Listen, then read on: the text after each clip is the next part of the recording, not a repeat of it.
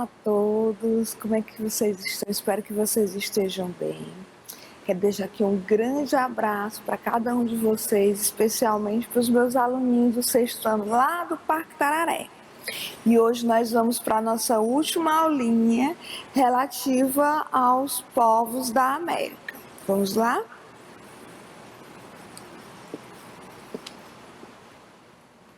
Na aula passada, a gente deu início aos povos que ocupam a América Central, a América do Sul e o território que corresponde à América do Norte. E hoje nós vamos concluir essa temática. Essa imagem que vocês estão observando aqui é uma imagem que representa Machu Picchu. Nós vamos trabalhar um pouco sobre ela quando a gente estiver falando sobre a cultura referente a esse povo. Qual a habilidade que nós estamos trabalhando? A gente tem trabalhado essa habilidade todo esse mês. A gente tem trabalhado o quê? A gente tem visto as organizações sociais, o legado cultural, o legado social e histórico do território da África, do território do Oriente e agora do território da América. E a importância dessa cultura para a formação da identidade desses povos, porque essa cultura desses povos nativos, elas foram muito importantes para a formação cultural e identidade da população atual. E a gente vai ver isso ao longo da nossa aula de hoje. Na aula passada a gente trabalhou sobre os astecas e trabalhamos sobre os maias e hoje nós vamos trabalhar sobre os povos incas. Essa imagem que vocês estão vendo, ela representa esse território. Então os incas, eles foram uma civilização pré-colombiana. Quando a gente fala em civilização pré-colombiana é porque é antes da ocupação dos europeus, antes da ocupação dos espanhóis, que esse território que representa o Inca, ele foi ocupado pelos espanhóis, pelos exploradores espanhóis. Nós também vamos falar hoje sobre esse território que hoje compreende o Brasil. O Brasil, ele foi ocupado pelos povos portugueses, ok? Então, eles ocupavam o território que corresponde à Cordilheira dos Andes, né, aqui na América do Sul, isso entre o século XIII e o século XVI. Eles já eram uma civilização bastante avançada, um império em pleno desenvolvimento, quando os europeus chegaram. Então, a principal cidade desse império, desse território aqui, é Cusco. Então, a capital atual hoje é o Peru. Esse território corresponde ao Peru. Então, essa região que era do Império Inca, ela corresponde a que países hoje? A Colômbia, Equador, Bolívia, Chile e Argentina. Eu tenho certeza que você, meu aluno do sexto ano, que é atento, que é inteligente, que entende um pouco de geografia, já ouviu falar nesses países aqui. Então, era um grande império que estava em plena expansão e desenvolvimento quando os europeus chegaram no nosso território. Então, aqui, toda essa imagem que vocês estão vendo nesse tom mais rosado corresponde ao território que correspondia ao Império Inca. Então, o primeiro imperador dessa cultura, desse território aqui Inca, é o imperador Sampa Inca, Pachacuti. Então, aqui é uma representação, uma imagem de Pachacuti, para vocês imaginarem mais ou menos como é que era esse imperador. E eles começaram a formar um reino a partir desse território que hoje é o Peru. Então, esse território eles desenvolveram através da expansão e da luta com outros povos e aldeias. E muitos desses grupos de aldeias aqui também vão se unir para formar esse império. Essa formação de império, você que é meu aluno já está atento como é que geralmente acontece. Existe duas formas. Uma das formas é através da união de várias aldeias. Essas aldeias vão evoluir e formar cidades-estado, formar um império. E a outra forma da expansão e do crescimento de um território é através da expansão territorial, da invasão de outras terras. Então, o Império Inca, ele se utilizou muito dessa metodologia, dessa tática de ocupar o território e expandir e se apropriar daquelas terras de outras aldeias. E muitos deles eles transformavam em escravos aqueles que não aceitassem ser dominados. Então, é elementos semelhantes a outras culturas que nós trabalhamos até então. Então, o Império Inca era o mais extenso da América e quando os conquistadores eles chegaram nesse território, eles estavam em plena expansão política, expansão econômica. Então, eles já tinham uma economia desenvolvida, eles já tinham um império centralizado. Então, quando o invasor chegou nesse território, eles estavam em plena expansão e era gigantesco. Como vocês viram, eles ocupavam mais de 5 países que representam hoje o Peru, como eu coloquei para vocês, representa o Equador, a Argentina e o Chile. Então, o Império Inca ele foi construído através da dominação mesmo, da dominação de outros povos, né? Esses povos eles são chamados de quichuas e deixou os invasores maravilhados com a grandiosidade desse império que existia aqui no nosso território, né, nesse território americano.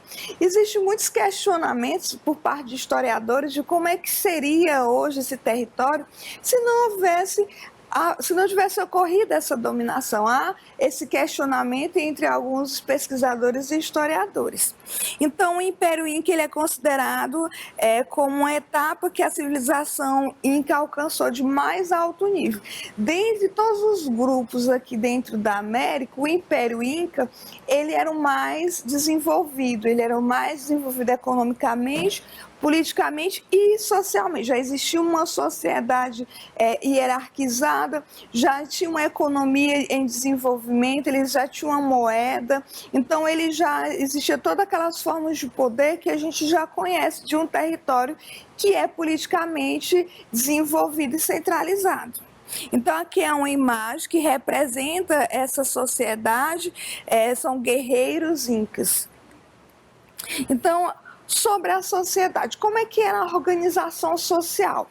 Nós falamos que todas as grandes civilizações ela vai possuir uma sociedade, seja ela independentemente do período de desenvolvimento que ela esteja, mas todos eles vão ter uma sociedade, pelo menos com um líder, com alguém que está dominando o resto dos grupos. E essa sociedade, ela era hierarquizada, ela era bastante desenvolvida, como eu coloquei para vocês. Então, a figura central aqui, mais importante dentro dessa política social, era o imperador. Esse imperador ele era considerado o filho do Sol, filho do Deus Sol. Então, ele era considerado um semideus aqui na Terra. Então, essa história de imperador ser considerado a semideus, ou a Deus, ou a divindade, é um conceito que você, meu aluno, já conhece, que a gente já tem trabalhado isso nas nossas aulas. Quando a gente estava trabalhando o Império Egípcio, vocês viram isso, que o faraó, ele era considerado uma divindade dentro do seu território, entre o seu povo. Então, esse imperador aqui também era considerado como um representante de Deus aqui na Terra.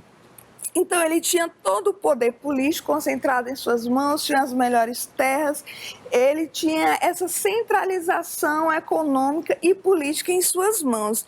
Então, o nome desse cargo que ele recebia era chamado de Sapa. Então, ele tinha esse poder supremo, inclusive controlava os sacerdotes. Então, ele, além de ter esse poder político, ele também tinha esse poder espiritual. E nas cidades havia uma divisão de castas, né? Havia uma divisão de grupos sociais. Você já viu que em outras sociedades que a gente tem trabalhado aqui, também vai existir diferentes grupos sociais, dependendo da sua função. Então, aqui nessa sociedade, ela é dividida em castas, e é hierarquizada e também estamental. Vai ter o grupo que representa a nobreza, que vai representar os funcionários do governo. Então, a grande maioria que faz parte desse funcionalismo público são pessoas ligadas ao imperador, são pessoas ligadas à nobreza. Um outro grupo muito importante dentro dessa sociedade são os militares. Por quê? Porque é uma sociedade que vai se expandir através da guerra. Então, os militares, eles são uma peça fundamental dentro dessa sociedade para que eles consigam essa expansão, para que essa economia ela se amplie. Então, aqui, a figura do militar ela é muito importante, assim como em outras sociedades desenvolvidas que trabalhamos até aqui. Um pouco sobre a economia. A economia desses povos incas, do Império Inca, ela vai ter elementos semelhantes a outras culturas que a gente tem trabalhado. Aqui nessa sociedade também, os elementos centrais da economia deles vão ser a agricultura e a criação de animais. O diferencial em relação à agricultura deles é a forma e a tecnologia que eles desenvolveram para poder produzir essa agricultura. Então, a base econômica, como eu coloquei para vocês, é a agricultura. Os principais produtos que eles desenvolveram são produtos conhecidos aqui da América. Um produto central da nossa economia aqui na América, dentro da América, é o milho. Para algumas sociedades aqui dentro da América, existe até uma divindade protetora do milho. Então, o milho era até um alimento sagrado em algumas culturas dentro da América. Então, um elemento central da economia deles era o milho, mas além do milho eles plantavam outras diversidades de produções. Então, a batata, pimentão, quinoa, a coca. Então, além disso, existiam outros produtos também que eles desenvolveram aqui no nosso território.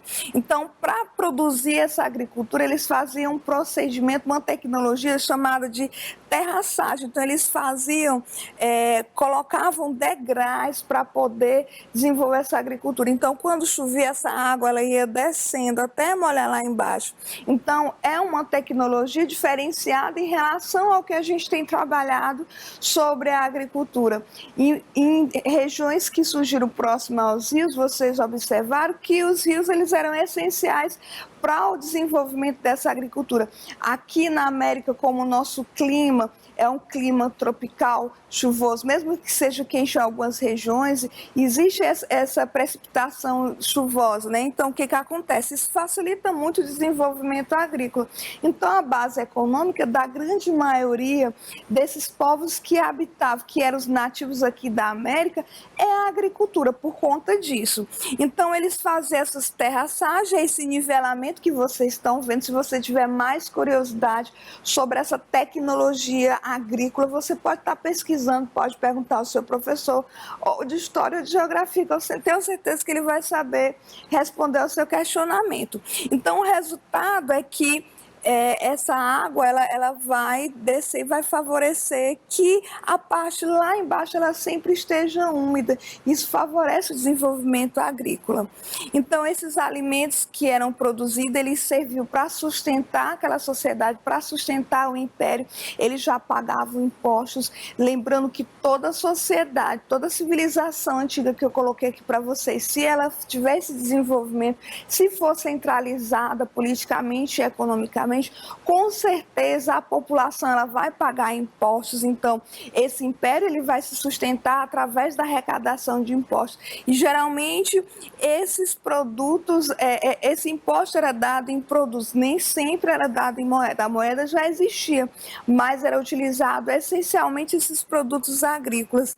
Além disso, eles guardavam o que sobrava para caso houvesse algum tipo de escassez. Então, eles já tinham essa visão. Então, essa população aqui, elas não conheciam a escassez em relação aos alimentos. Por quê? Porque eles estocavam essa produção. Além do imperador cobrar esses impostos, eles recolhiam também o excedente dessa agricultura. E com isso, caso houvesse algum período que não fosse chuvoso e não tivesse uma boa safra, já ia ter esse alimento estocado. Então, aqui, eles utilizavam a ilhama como alimento, como vocês estão observando, é uma imagem que ela não mostra a ilhama em pé, mas é um animal muito interessante dessa sociedade aqui, que é um animal que a gente não tem aqui no Brasil. E aqui faz parte da América, mas ainda assim a gente não tem a presença desse animal nativo, que é a ilhama. Então ele serviu, além de servir como alimento, ele serviu também como meio de transporte. Eles extraiu essa lã para produzir roupa. Então aqui é um território muito frio, então eles precisavam usar esse tipo de tecnologia, então eles retiravam a lã. A roupa deles não era feita de algodão, como a gente observa aqui na América, mais aqui para a América do Sul, que aqui é mais quente. Então aqui a roupa era utilizada através dessas lãs, então eles já tinham esse desenvolvimento tecnológico. E em períodos mais antigos eles usavam o couro mesmo. Então esse império também ele criava porco-espinhos, patas, alpacas, cães. Então no litoral eles faziam a pesca, eles pescavam esses animais marinhos. Então, aqui é um pouco dessa economia desenvolvida pelos incas. Como eu coloquei para vocês, a principal atividade econômica deles aqui era a agricultura. Religião. Então, todos os povos que a gente trabalhou até o momento, a gente fala um pouco da religião. A partir do momento que o ser humano ele começa a se desenvolver, que ele tem noção de si, que ele tem o conhecimento da sua identidade, ele tem essa necessidade de acreditar em algo superior, até mesmo para poder explicar a sua realidade. A religião, para muitos indivíduos, ela foi criada pela necessidade de entender o que se passa ao seu redor, de entender como se passa a natureza. Então, o homem ele sempre vai questionar a sua realidade. Então, os primeiros seres humanos que passaram a questionar a sua realidade, começar a entender sobre a sua identidade, ele tem essa necessidade de crer em algo superior. Então, os primeiros seres humanos, mesmo aqueles que ainda viviam no período neolítico, eles já tinham essa necessidade, essa essência dentro de si, em busca de entender por que determinados fatos acontecem. Então, aqui, nessas sociedades antigas, é uma religião politeísta. Você, meu aluno, já sabe o que é uma religião politeísta. Há muito tempo que a gente vem trabalhando sobre esse conceito. Então, essas sociedades, todas elas acreditavam em divindades, em deuses variados. Então, essas culturas que acreditam em vários deuses, se diz que eles são politeístas.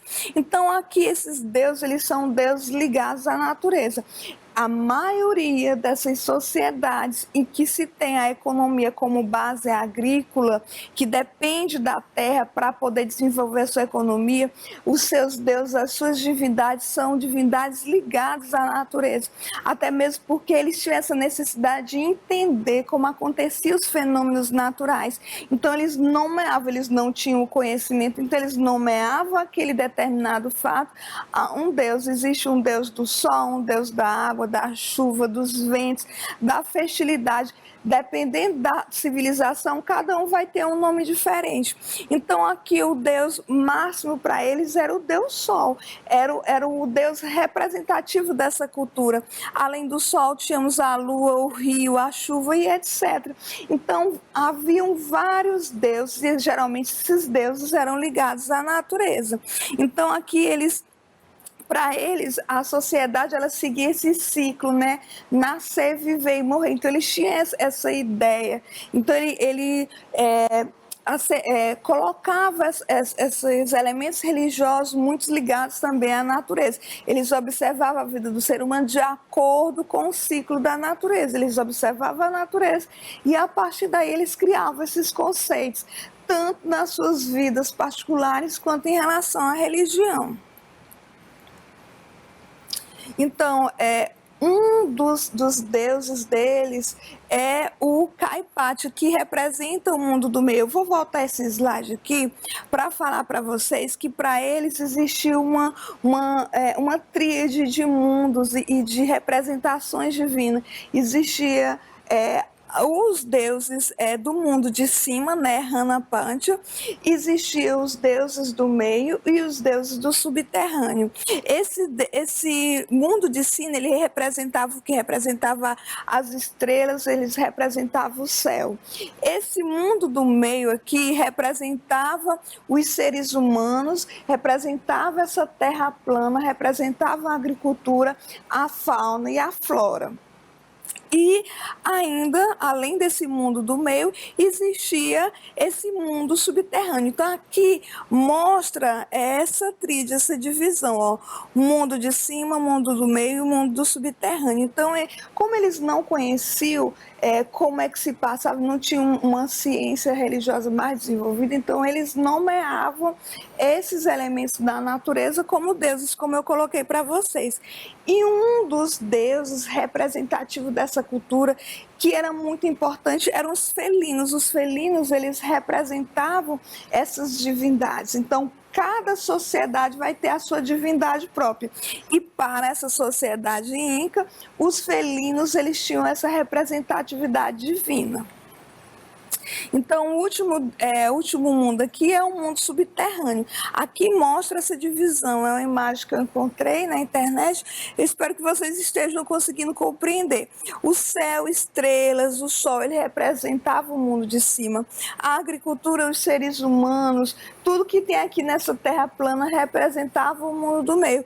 E tudo que estava abaixo representava esse mundo subterrâneo, que são as águas dos rios, os animais marinhos. Então, havia essa tríade para eles, e essa tríade representava a religiosidade deles também. Um local hoje, aquela imagem que eu mostrei para vocês no início do slide lá de Machu Picchu, é muito importante para eles. Machu Picchu é um local muito importante, é um local sagrado para eles. E era lá que eles faziam as suas cerimônias. Esse povo, eles já tinham conhecimento musical. Então, quando eles iam cultuar os seus deuses lá em Machu Picchu, eles tocavam, eles cantavam. E aqui representa um cálice sagrado. Então, quando eles iam cultuar, eles também faziam sacrifícios. Geralmente, esses sacrifícios também eram sacrifícios humanos.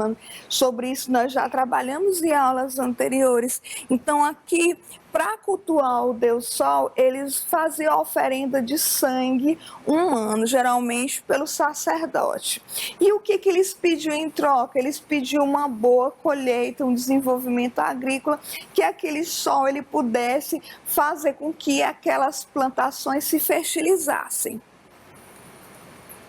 Então, por que esse Império Inca ele teve fim? Por que esse Império Inca acabou, já que ele foi tão importante, ele havia tido esse grande desenvolvimento? Que elementos contribuíram para o fim desse império? Então, esse império, quando os europeus chegaram por volta de 1533, nesse período, esse território que corresponde ao Brasil já estava sendo colonizado.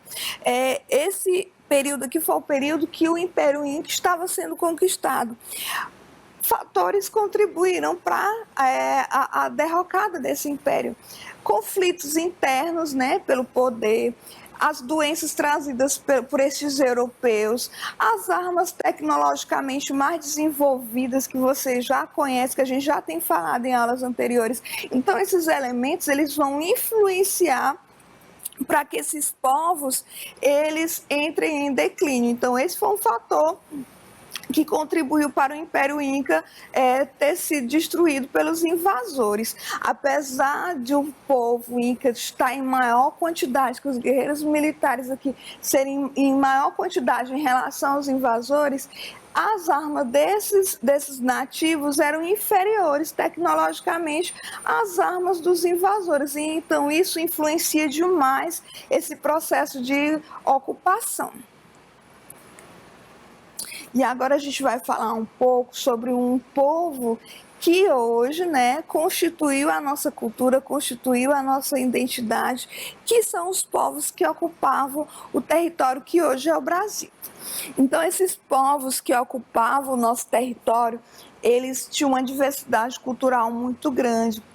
Eles não eram iguais, nem na sua linguagem, nem nos seus costumes. Eles tinham elementos semelhantes, mas eles não eram iguais. Podem observar, inclusive, nessa imagem aqui, são grupos diferentes tribos. Eles tinham uma pintura específica, cada um tinha o seu tipo de plumagem própria, cada um tinha as suas indumentárias próprias. Então, aqui existia uma diversidade cultural. Quando esse homem europeu, quando esses invasores chegaram no nosso território. Então, de acordo com algumas pesquisas, 817 mil indígenas, né, se agrupam hoje em 231 povos. A gente pode achar muito essa quantidade, mas quando os invasores chegaram ao nosso território, eram 5 milhões de pessoas. Então, esse número aqui é ínfimo em relação à quantidade de povos que habitavam o nosso território. Então, esses nativos, ele ocupava toda essa extensa área que vocês observam aqui no mapa. Então, eles eram agrupados em povos diferentes, cada um com seu tronco linguístico diferente. Havia os Tupi-Guarani, o Igê, Arawak, Canaíbas, Cari, Pano, Tucano. Então, é uma grandiosidade. A gente são 5 milhões. Então, existe uma diversidade muito grande de povos, né, que habitavam esse território, que hoje é o Brasil. Então, calcula-se que era mais de 1 milhão de pessoas aqui com troncos linguísticos diferentes um do outro. Eram 5 milhões de nativos, isso é uma estimativa, né? De acordo com as pesquisas atuais e baseado naqueles dados daquela época. Então, como é que essa sociedade se organizava? Apesar de possuir essa diversidade cultural, tem alguns elementos que vai caracterizar esses nativos que habitavam esse território, né?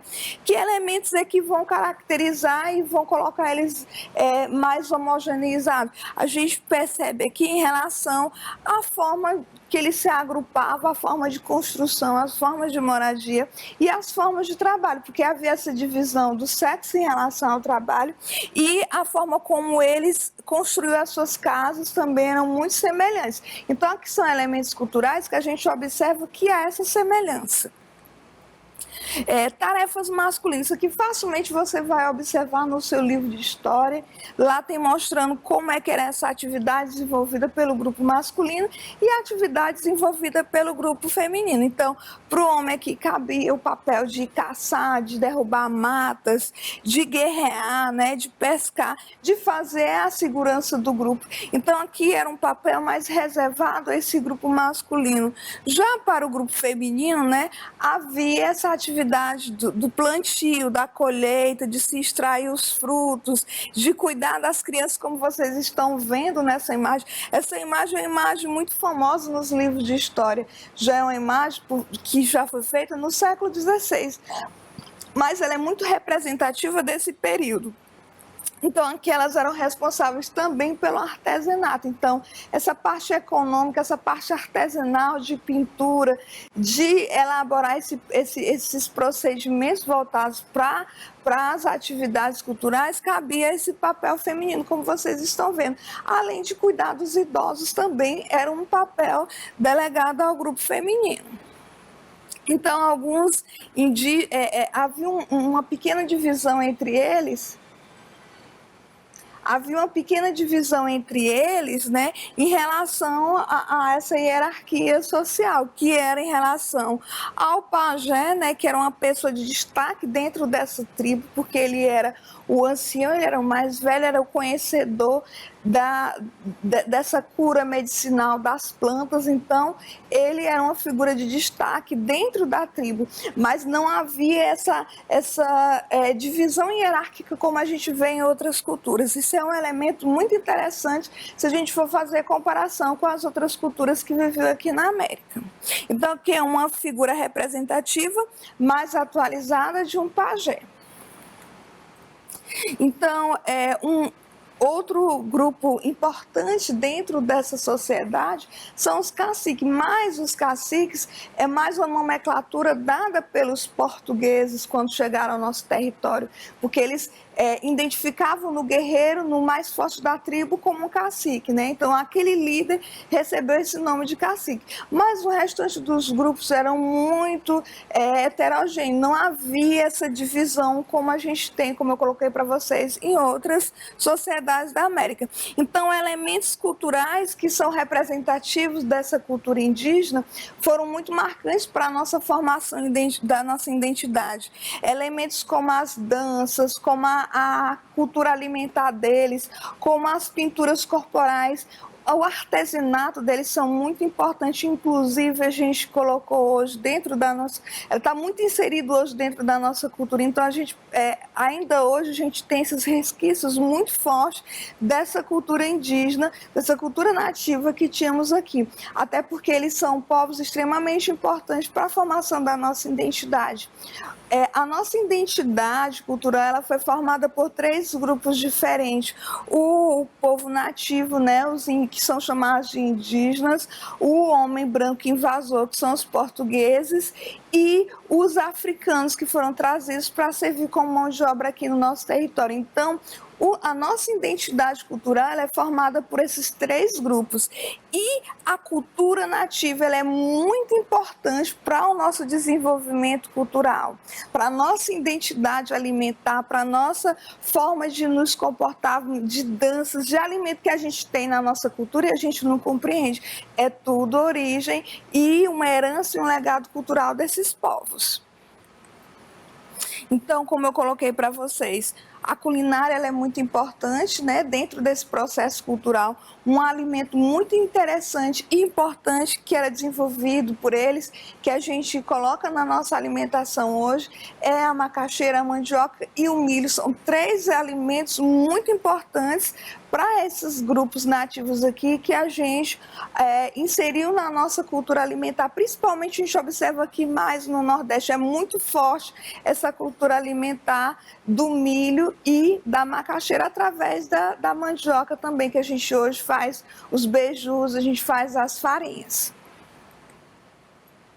Então, outros elementos culturais que foram importantes, né, e está dentro desse nosso legado cultural, em relação ao artesanato, eles já desenvolveram um artesanato voltado tanto para a tapeçaria, para redes, né, que é um costume deles, dormir de rede.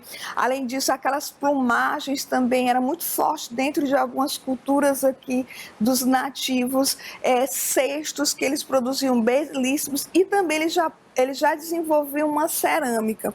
Além disso, temos as pinturas corporais, cada grupo vai ter a sua pintura própria. Inclusive, eles identificavam as tribos muitas vezes pelas pinturas nos corpos. As danças são muito importantes também, cada um tinha seus rituais e ele geralmente incluiu essas danças. Além da língua, né? Nossa língua ela foi influenciada por vários troncos linguísticos, não é só um grupo, são vários troncos linguísticos que vai influenciar a nossa língua portuguesa hoje. Além disso, foi influenciado também por as lendas que eles desenvolveram, que eles tinham, que hoje está dentro desse processo de aculturação, que faz parte hoje do nosso legado cultural também. Então, aqui é uma máscara que eles utilizavam em rituais religiosos, que hoje está representando aqui para vocês, são máscaras sagradas. Essas imagens aqui são extraídas da internet e elas estão presentes no museu lá no Pará. Então é isso, gente. Eu espero que vocês tenham compreendido um pouco sobre esses povos que ocupavam aqui a América. Esses povos, eles são extremamente importantes para que a gente possa entender sobre os nativos que habitavam aqui, para que a gente entenda a importância deles para o desenvolvimento cultural e principalmente para a formação da nossa identidade. Principalmente esses povos que habitavam aqui, que hoje representam o Brasil, eles foram importantes para a nossa identidade, para a nossa formação cultural. Então, cada um de vocês, mesmo que vocês não tenham essa consciência, cada um de vocês tem esses elementos que fazem parte da cultura indígena.